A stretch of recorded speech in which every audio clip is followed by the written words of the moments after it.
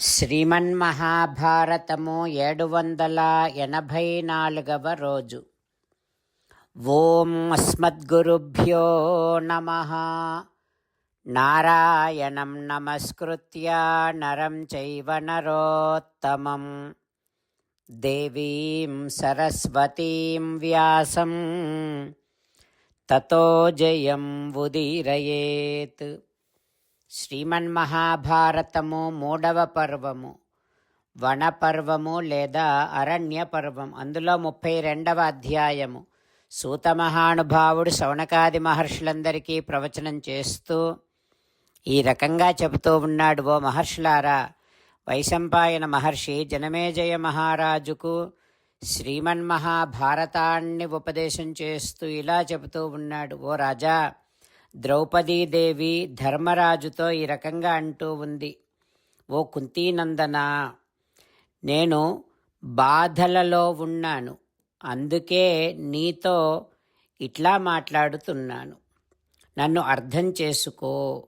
భూయశ్చ విలపిష్యామి సుమనస్త్వాం నిబోధమే ఆర్తాహం ప్రళపాం ఇదం ఇతి మాం విద్ధి భారత.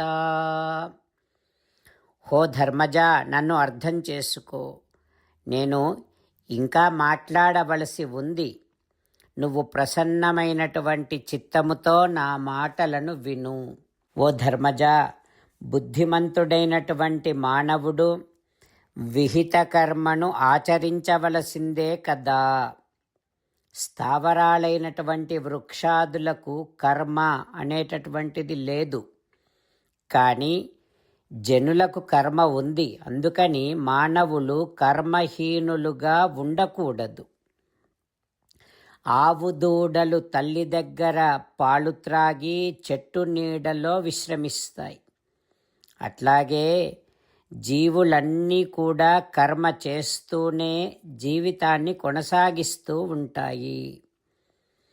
చేతనాలలో, అందులోనూ ప్రత్యేకించి మనుష్యులు కర్మ ద్వారానే ఇచ్ఛంతి కర్మణావృత్తిం అవాప్తుం ప్రేత్యచేహ చ. కర్మ ద్వారానే ఇహ పర లోకాలను పొందుతారు. ఇహపరలోకాలలో జీవికను కోరుకుంటూ ఉంటారు. అన్ని ప్రాణులు తమ ఉన్నతిని కోరుకుంటాయి.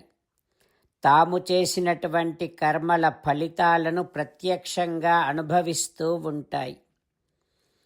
నీటి దగ్గర కొంగ తన ఆహారము కోసమని నిరీక్షిస్తున్నట్టే ప్రాణులన్నీ తమ తమ ఉన్నతిని జీవికను ఆశ్రయించుకొని జీవిస్తాయి. చివరకు ధాత విధాత వారు కూడా సృష్టి కార్యములో అంటే కర్మ ఆచరణలో నిమగ్నమై ఉంటారు. కర్మ చేయకపోతే అకర్మణాం వై భూతానాం వృత్తి స్యాత్ నహి కాచన. కర్మ చేయకపోతే ప్రాణులకు మనుగడే లేదు. అందువల్ల ఎప్పుడూ కర్మను ఆశ్రయించుకునే ఉండాలి, కర్మను విడిచిపెట్టకూడదు.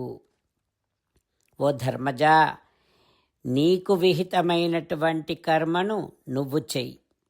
అది చేయడానికి బాధపడకూడదు. కర్మ ఎప్పుడూ సరిగ్గా ఆచరిస్తే నిన్ను రక్షిస్తూనే ఉంటుంది. అయితే వేల కొలది మనుష్యులలో కర్మను బాగా చెయ్యటము తెలిసినవాడు ఒక్కడైనా ఉంటాడో లేదో చెప్పడం కష్టమే. ధనవంతుడైనప్పటికీ ధనాన్ని వృద్ధిపరుచుకోవడానికి, రక్షించుకోవడానికి కర్మ చేయాలి.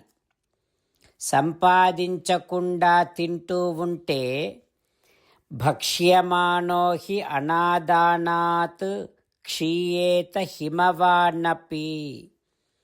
సంపాదించకుండా తింటూ ఉంటే హిమవత్పర్వతం వంటి సంపద కూడా తరిగిపోతుంది అంటూ ద్రౌపదీదేవి ధర్మరాజుతో మాట్లాడుతూ ఉంది. ఆ తర్వాత ఏం జరుగుతుందో రేపు తెలుసుకుందాం. జై శ్రీమన్నారాయణ. జై శ్రీమన్నారాయణ. అమ్మా నాన్నలకు సాష్టాంగ నమస్కారం చేద్దాం. మన ఆచార్యవర్యుల శ్రీచరణారవిందములకు సాష్టాంగ నమస్కారం చేద్దాం.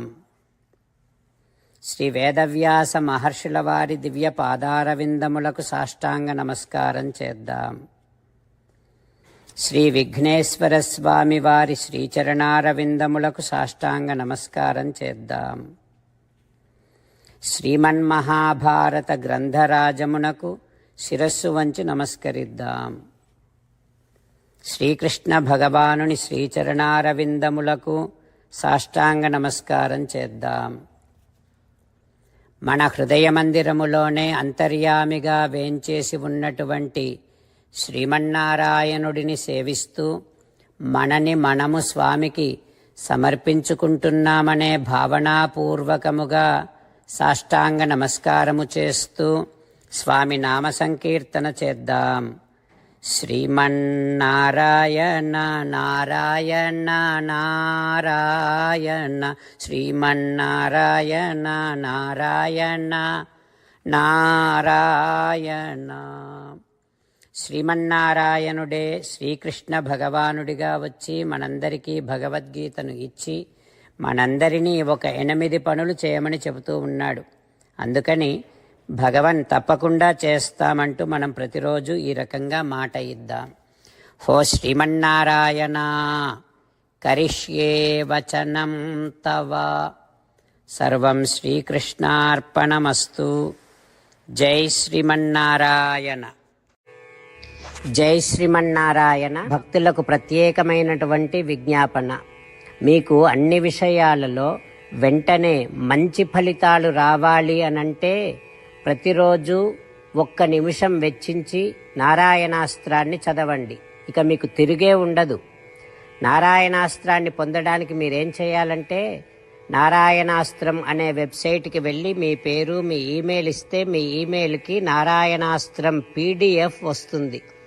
అందులో ఒక రామాయణ శ్లోకం, ఒక గీతా శ్లోకం, ఒక విష్ణునామం ఉంటాయి. ఆ 3 కలిపి నారాయణాస్త్రం అంటాం. ప్రతి ఒక్కరికి వేరువేరు శ్లోకాలను ఇస్తున్నాం.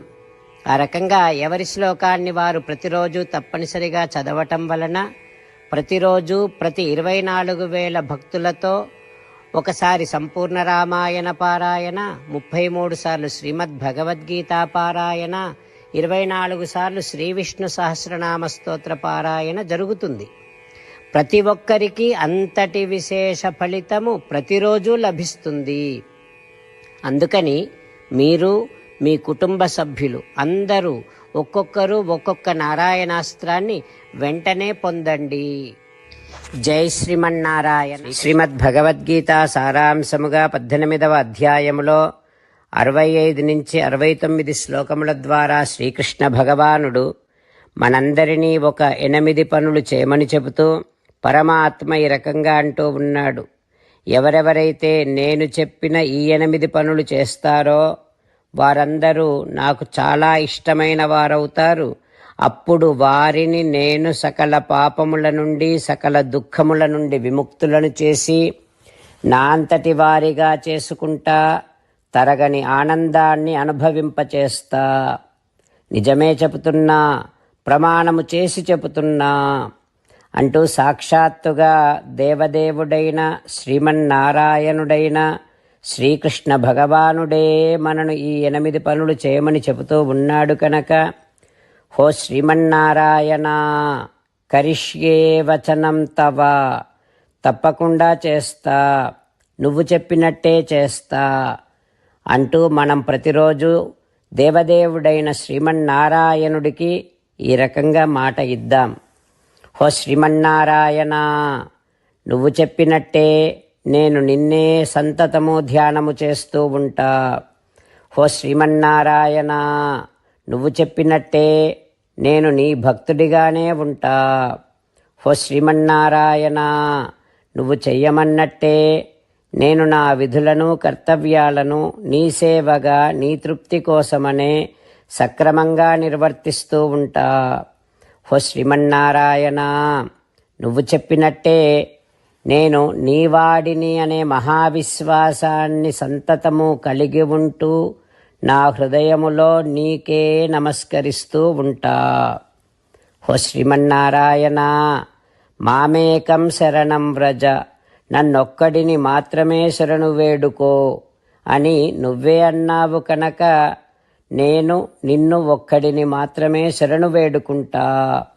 ఓ శ్రీమన్నారాయణ, మా శుచః, ఇక దుఃఖించకు అని నువ్వే నాకు భరోసా ఇస్తూ ఉన్నావు కనుక నేను ఇక దుఃఖించను. ఓ శ్రీమన్నారాయణ, నువ్వు చెప్పినట్టే నువ్వు నా కోసమని చెప్పిన శ్రీమద్భగవద్గీతను ఎప్పుడో ఒక్కసారి కాకుండా ప్రతిరోజు కనీసం ఒక్క శ్లోకాన్నైనా అనుసంధానము చేస్తూ గీతోపదేశాన్ని జ్ఞాపకం చేసుకుంటూ ఉంటా. ఓ శ్రీమన్నారాయణ, నువ్వు చెప్పినట్టే నువ్వందరి కోసమని చెప్పిన శ్రీమద్భగవద్గీతను తెలియని భక్తులందరికీ తెలియచేసే నా వంతు ప్రయత్నాన్ని నిరంతరము కొనసాగిస్తూనే ఉంటా. ఓ శ్రీమన్నారాయణ, నేను నువ్వు చెప్పినట్టే చేస్తా, నీకు నచ్చినట్టే ప్రవర్తిస్తా, నీకోసమే పని చేస్తూ ఉంటా. కరిష్యే వచనం తవ. సర్వం శ్రీకృష్ణార్పణమస్తు. జై శ్రీమన్నారాయణ.